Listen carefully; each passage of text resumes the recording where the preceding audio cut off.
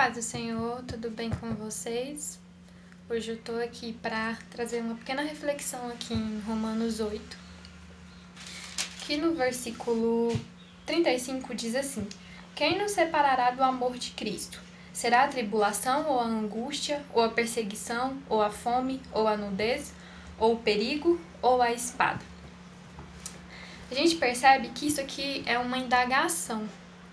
Então, hoje, se a gente trouxer para a nossa vida, o que nos separará do amor de Cristo? O que na nossa vida hoje pode nos separar do amor de Cristo? Ou o que está, de alguma forma, às vezes, nos separando do amor de Cristo?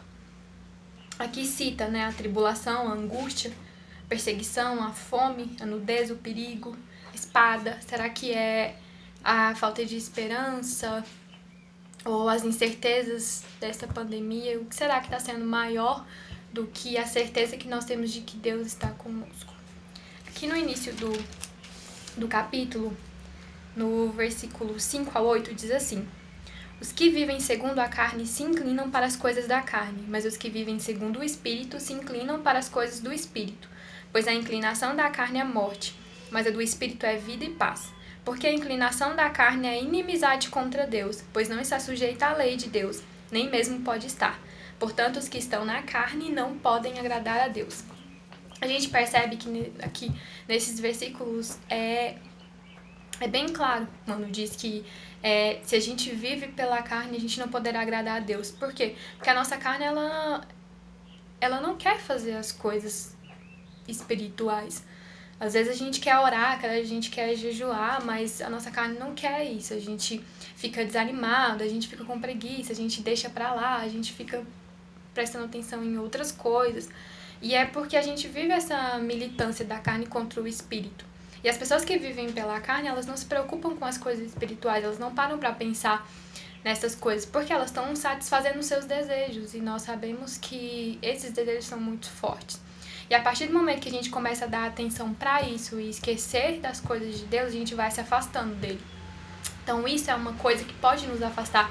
Se a gente esquecer de alimentar o nosso espírito com a palavra, com a oração, com o jejum, com a meditação, com buscando formas de estar mais perto de Deus, isso vai nos afastar dele. Porque nós estaremos alimentando outras coisas. E é aquela pequena história que fala dos dois lobos, né? Um é a carne e um é o espírito. Aquele que for mais alimentado vai matar o outro. E isso é muito fato. Aqui, um pouco abaixo, no versículo 15, diz assim: Porque vocês não receberam um espírito de escravidão para viverem outra vez atemorizados, mas receberam um espírito de adoção, por meio do qual clamamos, Abba, Pai. O próprio Espírito confirma ao nosso espírito que somos filhos de Deus. Esse versículo nos dá esperança, porque aqui nos diz que nós somos filhos de Deus. E que esse espírito de adoção, ele clama ao Espírito dizendo Abba, Pai. Então nós somos filhos de Deus, nós fomos reconciliados através da morte de Jesus. E isso é a maior força que nós temos para acreditar no que Deus tem para nós e para que a gente continue junto do Senhor, para que as coisas terrenas não venham nos afastar do Senhor. Porque nós somos filhos legítimos e nós precisamos nos reconhecer como filhos de Deus, porque isso faz toda a diferença na nossa caminhada com Deus. A partir do momento que a gente se enxerga como filho, a gente percebe que apesar de todos os erros e tudo que a gente possa fazer de ruim, Deus está pronto a nos perdoar e nos dar uma segunda chance e recomeçar e reconstruir a nossa vida de novo. Mas quando a gente não se sente como filho, a gente tem vergonha do Senhor, quando erra, a gente não procura ao Senhor para pedir perdão, para mudar de vida, mas a gente se afasta dele. E isso, não se reconhecer em Deus como filho dele, nos afasta de Deus. Aqui embaixo, no versículo 18, diz assim: Porque para mim tem por certo que os sofrimentos do tempo presente não podem ser comparados com a glória a ser revelada em nós.